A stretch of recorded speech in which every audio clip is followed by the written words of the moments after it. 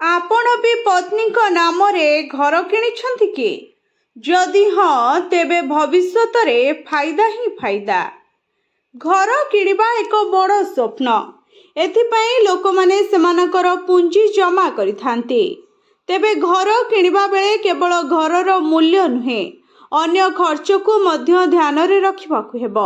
ଏପରି କ୍ଷେତ୍ରରେ ଯଦି ଆପଣ ଆପଣଙ୍କ ପତ୍ନୀଙ୍କ ନାମରେ ଘର କିଣୁଛନ୍ତି, ତେବେ ଆପଣ ଅନେକ ଲାଭ ପାଇପାରିବେ। ମହିଳାମାନଙ୍କ ଅଂଶଗ୍ରହଣ ବୃଦ୍ଧି ପାଇଁ ସରକାର ଅନେକ ପଦକ୍ଷେପ ନେଉଛନ୍ତି ଏବଂ ସେଥିପାଇଁ ମହିଳାମାନଙ୍କୁ ଅନେକ ସ୍ଥାନରେ ସ୍ୱତନ୍ତ୍ର ସୁବିଧା ମିଳିଥାଏ। ଏହି କାରଣରୁ ଯଦି ଆପଣ ଏକ ନୂତନ ଘର କିଣିବାକୁ ଚିନ୍ତା କରୁଛନ୍ତି, ତେବେ ଆପଣଙ୍କ ପତ୍ନୀଙ୍କ ନାମରେ ଘର କିଣିବା ଆପଣଙ୍କ ପାଇଁ ଲାଭଦାୟକ ହୋଇପାରେ।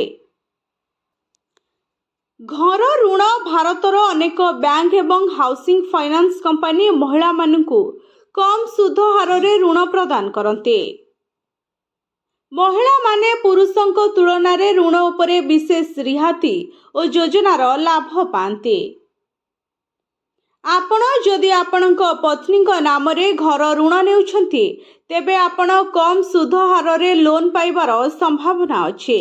ଏହା ଆପଣଙ୍କ ସାମଗ୍ରିକ ମୂଲ୍ୟ ହ୍ରାସ କରିପାରିବ ଓ ଆପଣଙ୍କ ବଜେଟକୁ ଭଲ ଭାବରେ ମ୍ୟାନେଜ୍ ହୋଇପାରିବ ମଧ୍ୟ।